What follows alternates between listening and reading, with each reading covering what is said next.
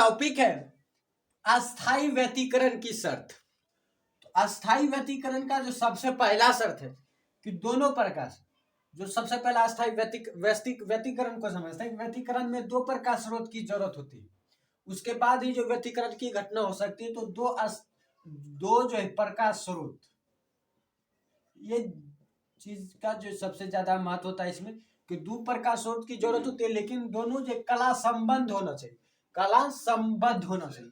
तो पहला जो शर्त हो जाएगा वो हो जाएगा दोनों प्रकाश स्रोत कला संबद्ध होना चाहिए, संबद्ध होना चाहिए। ये हो गया पहला।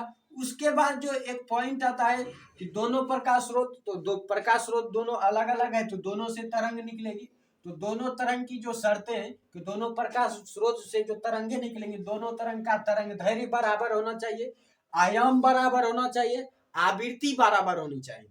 तो तीन चीज बराबर होना चाहिए। पहला तो दोनों तरंगों की आवृत्ति बराबर होनी चाहिए।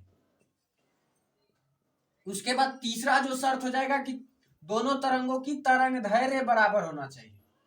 उसके बाद जो चौथा जो शर्त हो जाता है कि दोनों तरंगों के आयाम बराबर होना चाहिए, दोनों तरंगों का आयाम बराबर होना चाहिए। और पांचवा शर्त हम लिख सकते हैं कि दोनों प्रकाश स्रोत के बीच की दूरी जो है जितना हो सके उतना कम होना चाहिए, या बोल सकते हैं दोनों प्रकाश स्रोत की दूरी जो है बहुत ही कम होनी चाहिए। तो बहुत ही जो है कम होनी चाहिए।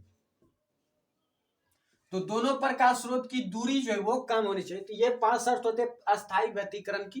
पहला कि दोनों प्रकाश स्रोत कला संबद्ध होना चाहिए, दोनों प्रकाश स्रोत से निकलने वाली दोनों तरंगे की आवृत्ति बराबर होनी चाहिए, दोनों तरंगों का तरंग दैर्घ्य बराबर होना चाहिए, दोनों तरंगों का आयाम समान होना चाहिए, दोनों प्रकाश स्रोत के बीच की दूरी ही बहुत ही कम होनी चाहिए। तो ये पांच शर्तें अस्थाई व्यतिकरण की। आपको दो पूछे जाएंगे तो कम से कम आपको तीन तो लिखने ही है।